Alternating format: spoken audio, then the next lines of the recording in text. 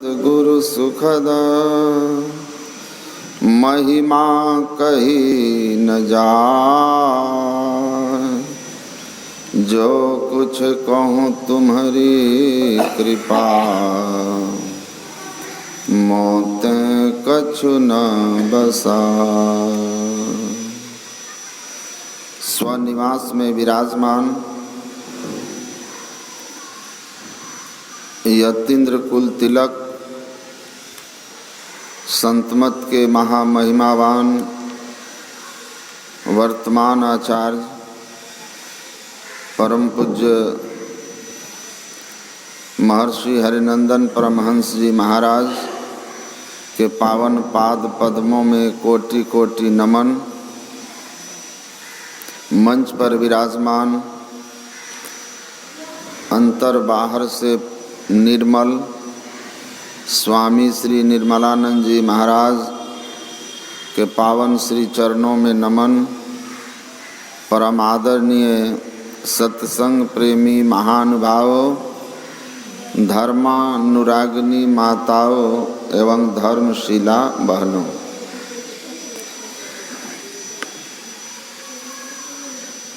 आप लोग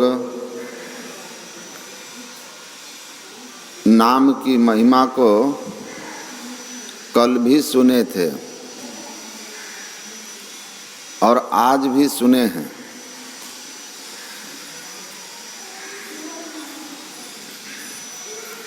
गुरु महाराज के प्रवचन के पाठ में भी आप लोग सुने थे कि जो सत्संग नहीं करते हैं उनसे ध्यान नहीं होता है, और बाहरी सत्संग उसको कहते हैं जो अंतर सत्संग की प्रेरणा देता है। बाहरी सत्संग अंतर सत्संग की प्रेरणा देने के लिए है। आप बाहरी सत्संग अगर अंतर सत्संग की प्रेरणा नहीं दे तो बाहरी सत्संग वास्तव में सत्संग नहीं है। तो नाम की महिमा को हम लोग कल भी सुने और आज भी सुने।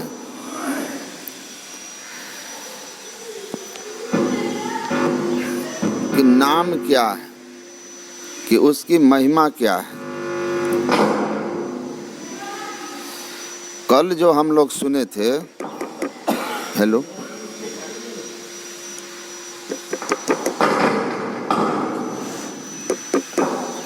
हेलो, कल हम लोग निर्गुण नाम राम नाम की महिमा सुने थे। बंदों राम नाम रघुवर को, हेतु कृशानु भानु हिम कर को, विधि हरिहर में वेद प्राण सो, अगुण अनुपम गुण निधान सो। अगुण का अर्थ होता है निर्गुण। गुणों की खान निर्गुण राम नाम की महिमा हम लोग सुने थे, और हम लोग उसमें यह भी सुने कि उस निर्गुण राम नाम को जब तक हम प्राप्त नहीं करेंगे तब तक आत्मस्वरूप करतल गत न परिहे पहचाने। हथेली में प्राप्त होकर भी हम उसको नहीं जान पाएंगे, पहचान पाएंगे।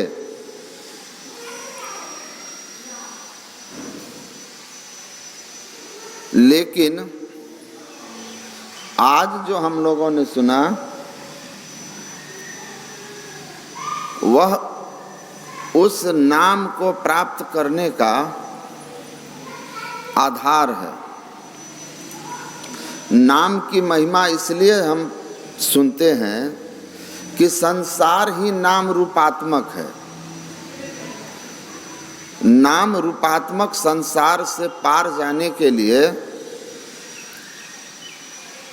नाम रूप का सहारा चाहिए। गुरु महाराज कहते हैं पानी में जो पड़ा है उसके लिए पानी सहारा है और पानी ही रास्ता है। आप जमीन पर हैं, आप चलना है तो जमीन ही सहारा है और जमीन ही रास्ता है। तो जिस संसार में हम लोग हैं यह नाम रूपात्मक संसार है। नाम रूपात्मक संसार में हम हैं और यह नाम रूपात्मक जो संसार है यह विविधता का संसार है, द्वैत प्रपंचमय संसार है। और इस नाम रूपात्मक माइक द्वंद्व प्रपंचात्मक संसार में जब तक हम रहते हैं तब तक द्वैत प्रपंच के सागर बूढ़ो सहो दुख भारी, हम भारी दुख सहते हैं। तो इस नाम रूपात्मक मायामय संसार से पार जाने के लिए हमको नाम रूप का सहारा लेना पड़ता है। तो उसमें सबसे पहला सहारा जो है वह नाम का है। तो नाम का सहारा है जिसमें नाम का जो वर्णात्मक स्वरूप है, हम जिस स्थिति में हैं वहाँ सबसे पहला सहारा नाम का है जो वर्णात्मक नाम है।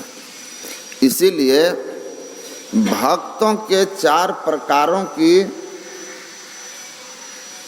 वर्णन करते हुए गोस्वामी जी कहते हैं, राम भगत जुग 4 प्रकारा, सुकृति 4 अनघ अपारा, अनघ उदारा, चहु चतुरन कह नाम आधारा, ज्ञानी प्रभु ही विशेष प्यारा। भगवान के परम भक्त संत अवस्था में पहुंचकर स्वयं भगवान की तरह हो गए। गोस्वामी तुलसीदास जी महाराज कहते हैं कि ईश्वर के 4 प्रकार के भक्त हैं। चारों का वर्णन हमने सुना। सबसे पहला जो वर्णन हुआ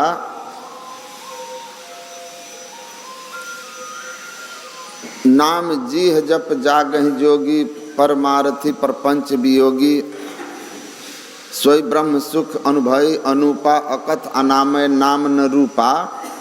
यह ज्ञानी भक्त का वर्णन हुआ। ब्रह्म सुख को जो अनुभव कर लिया वह ब्रह्म पद को प्राप्त करके ब्रह्म को जानने वाला ब्रह्म ज्ञानी भक्त है। दूसरा जिज्ञासु भक्त है। जिज्ञासु भक्त कौन होता है?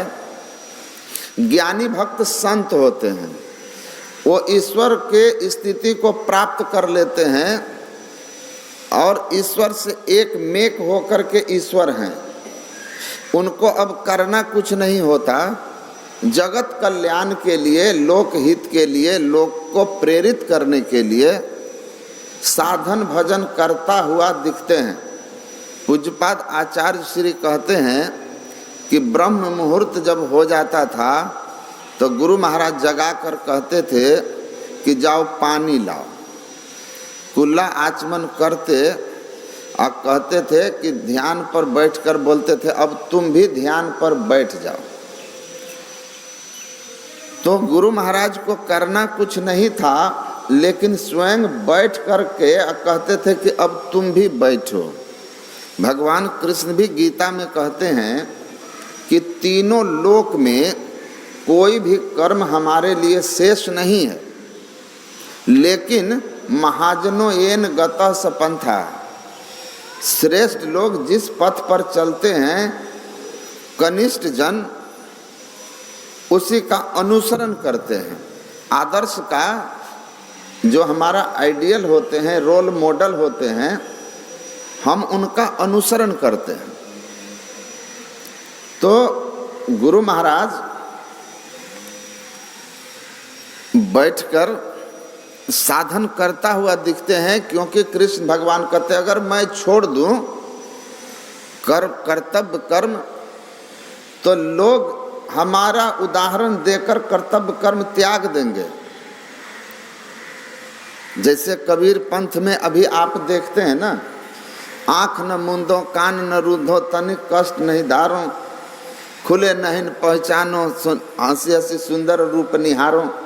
मैं स्वयं नवगछिया में एक सत्संग में एक पारखी का प्रवचन में सुना कि ये सब करने की कोई ज़रूरत नहीं है, आँख कान मूंदने की कोई ज़रूरत नहीं है। सद्गुरु महाराज इस पर बोले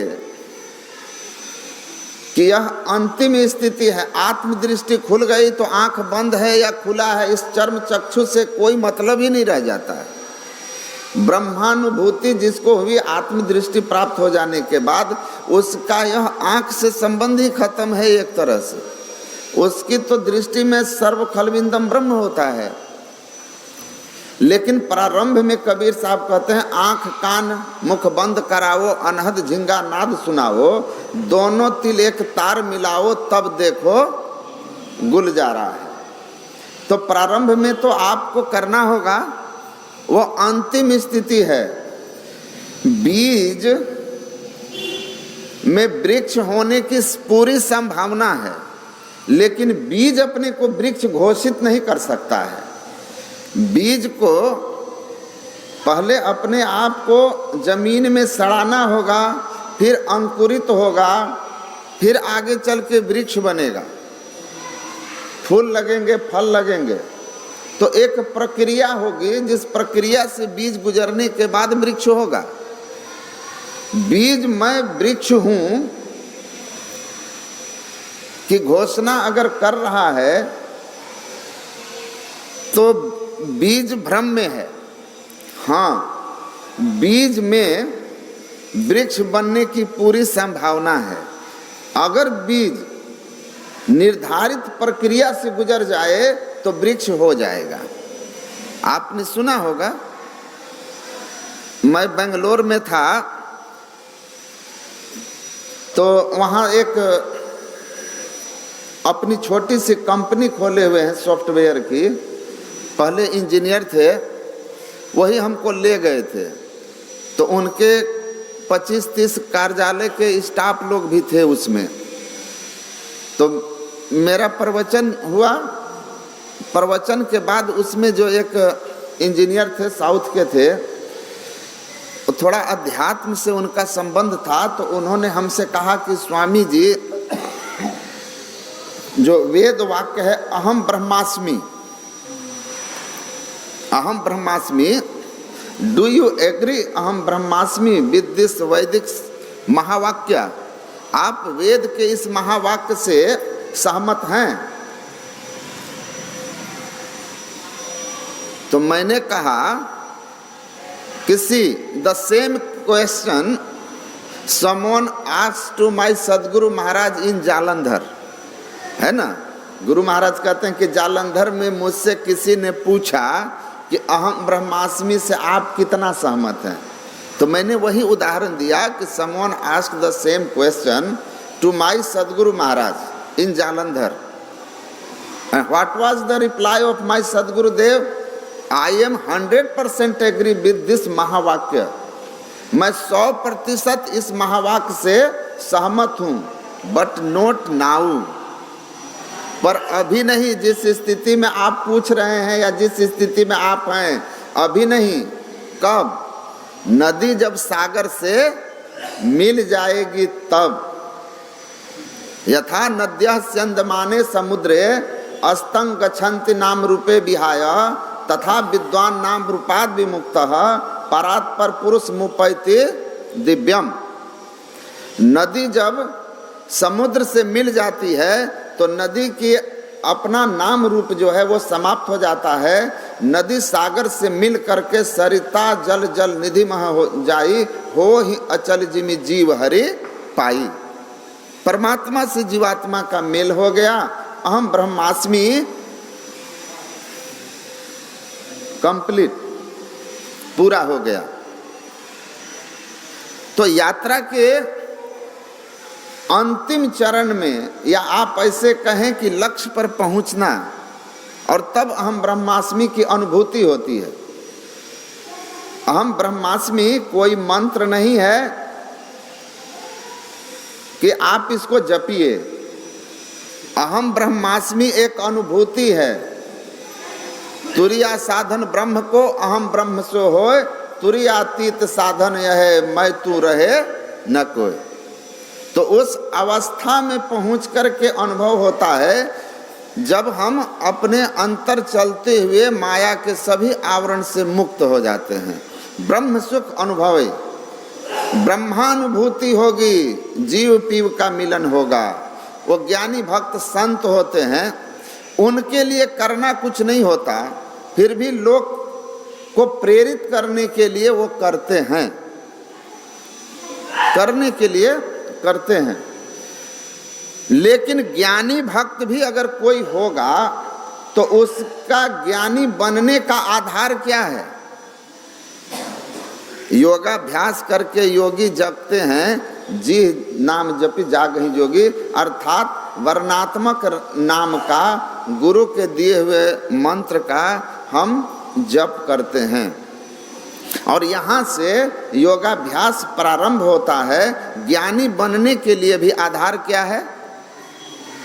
नाम है। नाम रूपात्मक जगत से निकलकर प्रकृति पार प्रभु सब उर्वासी की अनुभूति के लिए भी क्या करना होता है? उनको भी नाम का सहारा लेना पड़ता है। फिर दूसरा कहते हैं जानि चाहि गूढ़ गति जेऊ, जो किसी भी आध्यात्मिक गूढ़ रहस्य का भेद जानना चाहते हैं, उनके लिए भी इस नाम की महिमा है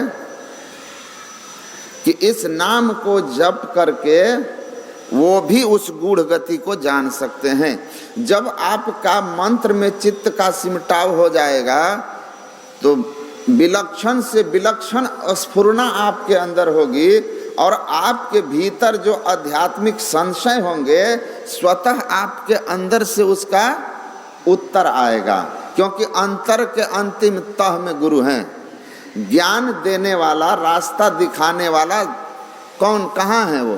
अंतर के अंतिम तह में अपने अंदर में हैं।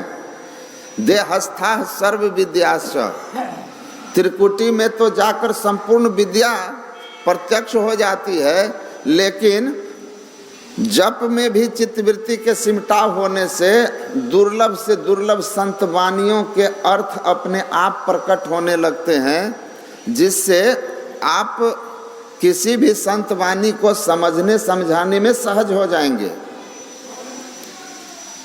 तो आध्यात्मिक संशय, जिज्ञासाएं, उनका भी स्वतः समाधान आपके अंदर से आएगा जब आप इस नाम को ठीक ठीक जपने लगेंगे। तीसरा कहते हैं, अब दो बचे, एक अर्थार्थी और दूसरा अर्थ। अर्थार्थी का अर्थ हुआ जो सांसारिक सुविधाओं के लिए साधन भजन कर रहे हैं, जो सांसारिक सुख सुविधा चाहते हैं।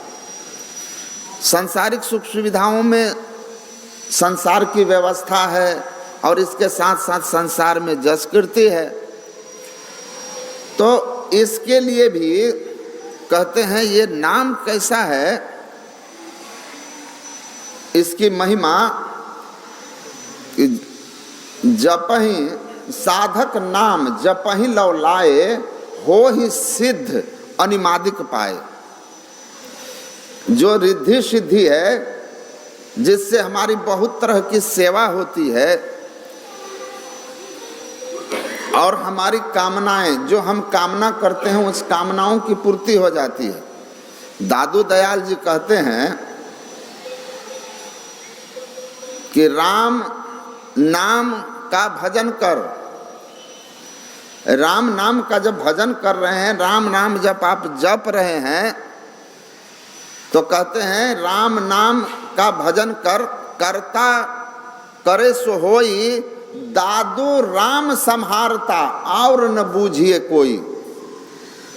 और गुरु महाराज क्या कहते हैं? गुरु गुरु कल्प बिटप, गुरु गुरु में ही जप, और गुरु जाप जपन साचो तप सकल काज सारणम। अब संसार में आपके जो भी कार्य रुका हुआ है, सारे शुभ कार्य आपके सिद्ध हो जाएंगे।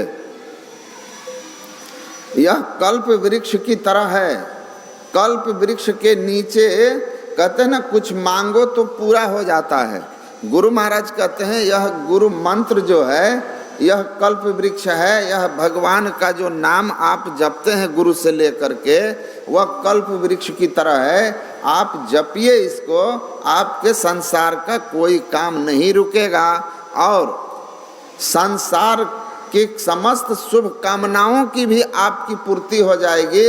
अर्थात सांसारिक जो मांग है वह भी आपका सिद्ध होगा। साधक जो इस तरह से जपहि नाम जपते हैं तो हो ही सिद्ध अनुमादिक पाए, रिद्धि सिद्धि उनको आ जाती है। तो नाम हर क्षण जपते रहना चाहिए। दादू कहते हैं और न बुझिए कोई, दादू राम संभालता। दादू दयाल कहते हैं तुम भगवान का भजन करते रहो, चलते फिरते भगवान के नाम को, गुरु के मंत्र को। आप गुरु मंत्र को चलते फिरते जपते रहिए, बैठ के जपिए, श्रद्धा विश्वास से जपिए। गुरु गुप्त, प्रभु गुप्त हैं, गुरु प्रकट हैं, है एक ही दयाल। हरदम जपो कभी ना हटो, तुझे छेड़ेगा ना काल। आप जपिए। कहते दादू राम संभालता। तो आप जपो, ये मत सोचो कि हमारे संसार का काम का क्या होगा। मैं होशियारपुर में एक ध्यानाभ्यास में गया था, वहाँ सारे साधक से मोबाइल ले लिया था। तो हम लोगों के लिए तो कोई बात नहीं थी, गृहस्थ लोग परेशान थे। घर से बात करने की बीमारी, कई लोग तो लेके ही बैठ जाते हैं मोबाइल, और वहाँ सबका मोबाइल जमा था। घर बात करने की कोई छूट नहीं थी। वहाँ जो नंबर था वो कहा अपने अपने घर दे दीजिए, इस नंबर पर इमरजेंसी में फ़ोन आएगा। और अंत में जो वहाँ सब कुछ करने के बाद जो हम संचालक थे ध्यानाभ्यास शिविर के, उन्होंने कहा कि यकीन रख कर के जप कीजिएगा, ध्यान कीजिएगा, जप ध्यान करते रहिएगा। जब भी कोई समाचार आएगा तो शुभ समाचार आएगा, अशुभ नहीं आएगा। ये समर्पण होकर के नाम जपने पर आपका ख्याल रखेंगे परमात्मा, सदगुरु रखेंगे। नानक दादू नाम राम संभालता। तुम्हारा काम परमात्मा संभालेंगे। तुम नाम को संभाल लो, तुम नाम को संभाल लो, परमात्मा तुम्हारा काम संभाल लेंगे। तो श्रद्धा और विश्वास रख करके जपो। और तब चौथा में कहते हैं जपहि नाम जन आरत भारी, मिटहि कुछ संकट हो ही सुखारी। सांसारिक जो हमारे शरीर पर कष्ट आते हैं, दैविक भौतिक, कहते हैं ये आर्त भक्त जो होते हैं, द्रौपदी जैसे, और दुख में, विपत्ति में, उस विपत्ति दुख से बाहर आने के लिए जो परमात्मा को सुमरते हैं, तो कहते हैं मिटहि कुसंकट हो ही सुखारी। उनको भी कुसंकट उनका भी दूर होता है और वे भी सुखी होते हैं। अर्थात आप जो भी हो, अकामः सर्व कामः मोक्ष कामः उदारधी तीव्रेन भक्ति योजेत पुरुषः परम। नारद जी कहते हैं चाहे वह निष्काम हो, चाहे वो जिज्ञासु हो, चाहे वो संसार की कामनाओं वाला हो, चाहे आर्त भाव वाला हो, तीव्र भक्ति योग, अपने हृदय को प्रेम से भर करके और परमात्मा का स्मरण कीजिए।